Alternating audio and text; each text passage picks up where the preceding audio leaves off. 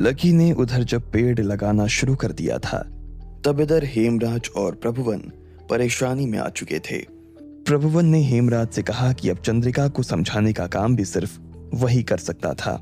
ऐसे में हेमराज जब चंद्रिका के कमरे में गया और उसने उसे समझाने की कोशिश की, तो चंद्रिका ने उल्टा हेमराज को चौंका दिया। उसने कहा कि वो लकी से शादी करना चाहती है।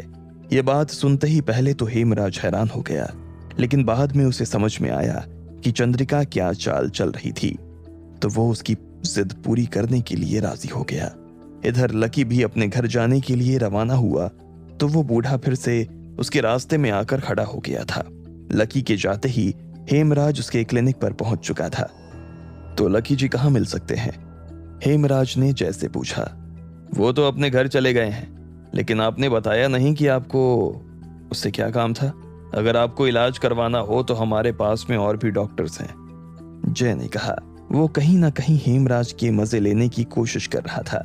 जिस तरह से हेमराज लकी के बारे में पूछ रहा था, ये सुनकर जय और वहां खड़े बाकी लोगों को मन ही मन हंसी आ रही थी। वहां जो मरीज खड़े थे वो भी हेमराज को अच्छी तरीके से जानते थे। सबको मालूम था कि वो पूरे राज्य का कितना बड़ा नेता था, लेकिन जब वो खुद लकी के नाम के आगे जी लगाकर बात कर रहा था, तो हर कोई हैरान नजर आ रहा था।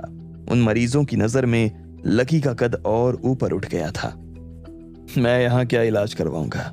मेरे खुद के 2 हॉस्पिटल्स हैं, मुझे तो उनसे बस कुछ जरूरी बात करनी थी, हेमराज ने कहा। आप मुझे बता सकते हैं, मैं आपकी बात उन तक पहुंचा दूंगा, जय ने कहा। कोई जरूरत नहीं है, मैं खुद उनसे उनके घर जाकर मिलाऊंगा, हेमराज ने कहा और वहां से निकल गया। इधर जय और सुहासनी हैरानी में एक दूसरे को देख रहे थे। उन्हें समझ में नहीं आ रहा था कि आखिर हेमराज यहाँ लेने क्या आया था। उधर जब हेमराज लकी के घर जाने के लिए निकलने वाला था, तब इधर लकी भी अपने घर आ चुका था। उसने रास्ते में ही अभिलाषा को फोन कर दिया था, इसलिए अभिलाषा भी ऑफिस से आज जल्दी घर आ गई थी। जैसे ही लकी अपने घर पहुंचा, तो उसने देखा कि वहां पर अभिलाषा, दशरथ, निशांत और कुमारी पहले से बैठे हुए हैं। लकी घर में आया और उसने अभिलाषा और दशरथ के पैर छू लिए। बेटा, ये सब क्या हो रहा है? ये चंद्रिका और प्रभुवन कौन है? दशरथ ने घबराते हुए पूछा। अरे कुछ नहीं है पापा, मुझे मारने के लिए आए थे, उल्टा मुझसे माफी मांग कर गए, लकी ने कहा और अपनी बात पर मुस्कुराने लगा। हाँ, लेकिन हुआ क्या था? अभिलाषा ने पूछा। तो लकी ने अभिलाषा और वहां खड़े हुए सारे लोगों को पूरा वाकया सुना दिया। पूरा वाकया सुनते ही सब लोग हैरान हो गए थे और मन ही मन घबरा भी रहे थे, लेकिन लकी ने उन्हें शांत करवाते हुए कहा, आप लोगों को चिंता करने की जरूरत नहीं है। मैंने इस बार उनका ऐसा इलाज किया है कि वो कभी मुड़कर मेरे या मेरे परिवार की तरफ देखेंगे भी नहीं। बेटा, तू ऐसे क्यों पंगे लेते रहता है? तुझे क्या मतलब है इन सब चीजों से? हमारा परिवार बिजनेस वालों का परिवार है, तुझे पता है ना, हम लोग राजनीति से दूर रहते हैं। दादाजी को ये सब पता चलेगा तो वो तुझसे बहुत नाराज होंगे। हाँ बेटा, मैं हेमराज को अच्छी तरह से जानता हूँ। कपड़े सफेद पहनता है, लेकिन है एक नंबर का गुंडा। उस आदमी के मुंह लगने की हमें कोई जरूरत नहीं है, दशरथ ने कहा। पापा, आप इससे पहले कि लकी अपनी बात पूरी कर पाता, इतने में उसका फोन बजने लगा। उसने देखा कि किसी अनजान नंबर से फोन आ रहा था। हेलो, लकी ने फोन उठाते ही कहा। हेलो, लकी अग्रवाल जी बात कर रहे हैं? हाँ जी, आप कौन बोल रहे हैं? नमस्ते सर, मैं सूरज शक्ति पार्टी का प्रेसिडेंट टिपेंद्र लाल बोल रहा हूँ, दिल्ली से। सर, मैंने आपका आज सुबह वाला वीडियो देखा जिसमें आपने हेमराज जी के बच्चों की खाट खड़ी कर दी थी। अरे मालिक, आप क्या जबरदस्त आदमी हो, चोट भी दे दी और निशान भी नहीं छोड़ा, मजा आ गया। आपके काम करने का तरीका मुझे बहुत अच्छा लगा। मैं आपको अपनी तरफ से एक ऑफर देना चाहता हूँ। क्या आप हेमराज के खिलाफ चुनाव लड़ेंगे? देखिए, आपकी जीत तो पक्की ही है और हमारी सरकार बनना भी तय है। ऐसे में जैसे ही आप जीतेंगे तो हम आपको होम मिनिस्टर भी बना देंगे, और अगर आप कहेंगे तो। टिपेंद्र जी, मेरी बात सुनिए, मुझे माफ कीजिए, लेकिन मैंने जो कुछ उन दोनों के साथ किया वो टिकट पाने के लिए नहीं किया है। मैं व्यापारियों के परिवार से आता हूँ और चुनाव लड़ने और राजनीति करने में मेरी कोई दिलचस्पी नहीं है। हाँ, मैं समाज के लिए सेवा करने का काम करता रहता हूँ, लेकिन माफ करना, मुझे किसी सरकार में कोई मंत्री नहीं बनना है, लकी ने कहा। उसकी बात सुनते ही अभिलाषा और दशरथ एक दूसरे को देखने लगे। इधर कुमारी और निशांत भी हैरानी से एक दूसरे को देख रहे थे। सर, चुनाव मत लड़िए, लेकिन कम से कम हमारी पार्टी को सपोर्ट तो कर दीजिए। एक और वीडियो बना दीजिए ना, और उसमें यह कहना कि टिपेंद्र जी की पार्टी सबसे बेस्ट। इससे पहले कि वो आगे कुछ कह पाता, लकी ने फोन काट दिया और मुस्कुराने लगा। इसके बाद उसने अभिलाषा की तरफ देखते हुए कहा, मैं चुनाव नहीं लड़ना चाहता हूं मां, पर आगे से कोई टिकट लाकर देने लगे तो मैं क्या करूं? सही बात है चाची, जो भी हुआ उसमें भैया की कोई गलती नहीं है। अब भाभी के हॉस्टल के बाहर कोई दूसरी बिल्डिंग बनाएगा तो भैया को तो गुस्सा आएगा ही ना।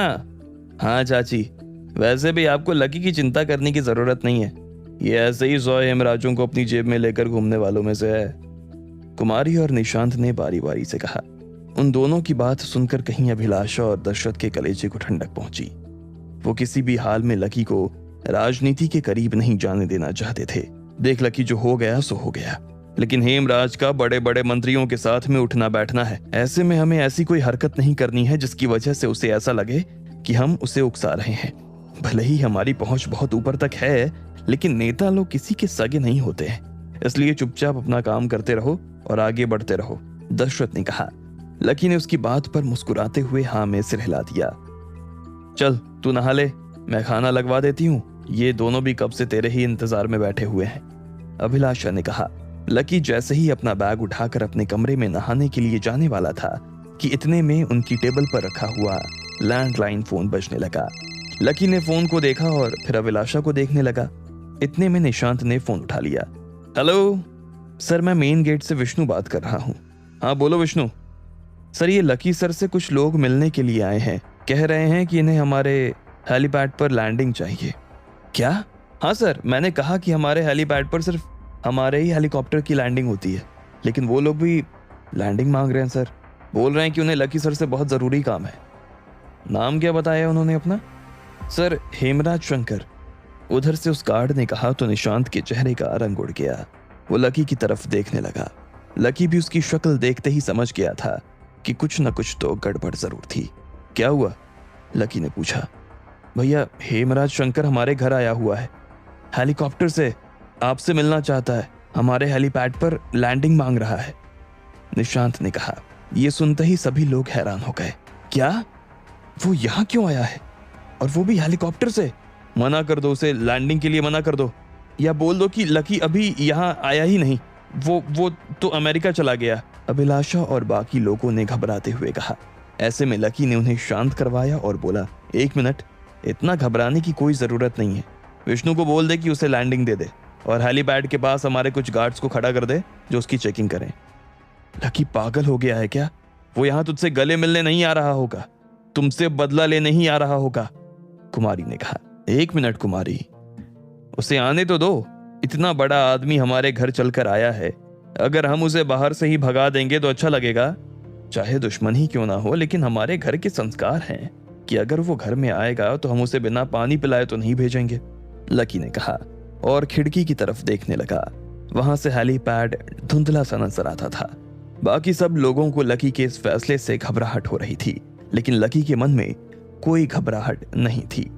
इधर जब लकी अपने घर में खड़ा होकर हेमराज के आने का इंतजार कर रहा था, तब उधर विष्णु ने हेमराज के हेलीकॉप्टर को ग्रीन सिग्नल दे दिया था।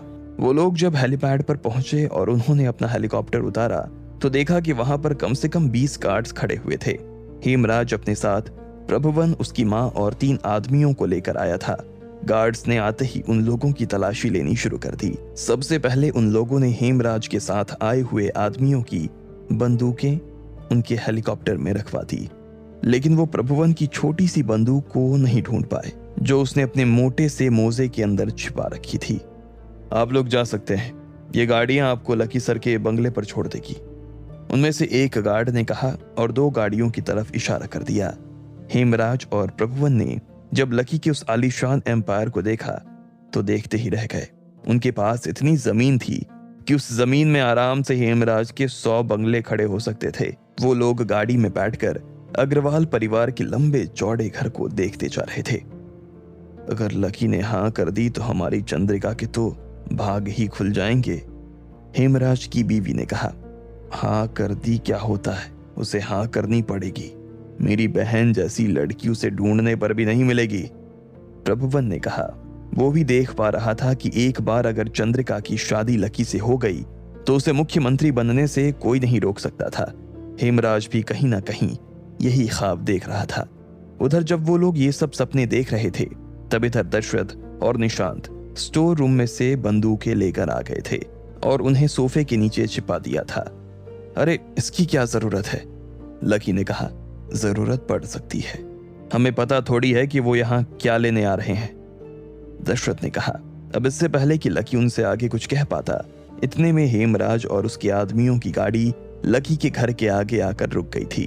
अभिलाषा भले ही थोड़ा सा घबरा रही थी, लेकिन कुमारी ने उसके पास खड़े होकर उसके कंधे पर हाथ फेरना शुरू कर दिया था। जैसे ही गाड़ी का दरवाजा खुला तो सबसे पहले हेमराज बाहर निकला। लंबा चौड़ा सा हेमराज दिखने में बहुत खतरनाक लग रहा था। मोटी चमड़ी, माथे पर टीका, गले में ढेर सारा सोना और चेहरे पर भारी दाढ़ी। उसके पीछे उसकी बीवी और प्रभुवन भी चले आ रहे थे। लकी ने जब उन लोगों के साथ में प्रभुवन को देखा तो वो हैरान हो गया। वो लोग सीधा दरवाजे पर आए और घंटी बजा दी। इतने में नौकर आगे गया और उसने दरवाजा खोल दिया। दरवाजा खुलते ही हेमराज की नजर लकी से और लकी की नजर हेमराज से मिली। इतने में प्रभुवन हेमराज के पास आया और बोला, यही है लकी। हेमराज ने लकी को देखा और फिर दशरथ और अभिलाषा की तरफ देखते हुए बोला, नमस्ते भैया, नमस्ते भाभी जी। उसका नमस्ते सुनते ही अभिलाषा और दशरथ को बहुत अजीब लगा। नमस्ते, उन दोनों ने कहा। उसके बाद हेमराज और उसका परिवार कुछ देर तक दरवाजे पर ही खड़ा रहा। ना अभिलाषा ने उन्हें बैठने के लिए कहा और ना ही दशरथ ने। आप खड़े क्यों हैं, बैठिए ना, अंदर से पानी लेकर आओ, लकी ने कहा और हेमराज और उसका परिवार सोफे पर बैठ गया। लकी और उसके घर वाले भी उनके सामने बैठ गए। इतने में लकी का नौकर पानी लेकर आया और उन सभी को पानी पिला दिया। पानी पीने के बाद हेमराज को जब उसकी बीवी ने आगे बात करने के लिए इशारा किया तो हेमराज ने कहा, लकी जी, दशरथ भाई साहब, देखिए आज सुबह जो कुछ हुआ और मेरे बच्चों ने लकी जी के साथ जो करने की कोशिश की उसके लिए मैं माफी चाहता हूँ। गर्म खून है, नाम बनाने की जिद है, तो ऐसे में जल्दबाजी में ये लोग भूल गए कि किससे बात कर रहे हैं और क्या बात कर रहे हैं। दोनों बच्चों को इस चीज की बहुत शर्मिंदगी है। चंद्रिका तो इतनी परेशान है कि कमरे से बाहर तक नहीं आ रही, लेकिन मैंने उससे बात करने की कोशिश की तो वो लकी जी आपकी बहुत तारीफ कर रही थी। कह रही थी कि उसने अपनी जिंदगी में कभी आपके जैसा आदमी नहीं देखा और वो आपसे बहुत कुछ सीखना चाहती है। ऐसे में दशरथ भाई साहब, हम अपनी बच्ची चंद्रिका का रिश्ता आपके बेटे लकी जी के लिए लेकर आए हैं। जैसे ही हेमराज ने यह कहा, लकी और उसका परिवार हैरानी में एक दूसरे को देखने लगा। अब आगे क्या होने वाला था? क्या लकी और उसका परिवार इस रिश्ते के लिए हाँ करेगा? आपको क्या लगता है, क्या होंगे इन सभी सवालों के जवाब? कमेंट बॉक्स में कमेंट करके हमें जरूर बताएं और सभी सवालों के जवाब को जानने के लिए सुनते रहिए इंस्टा मिली।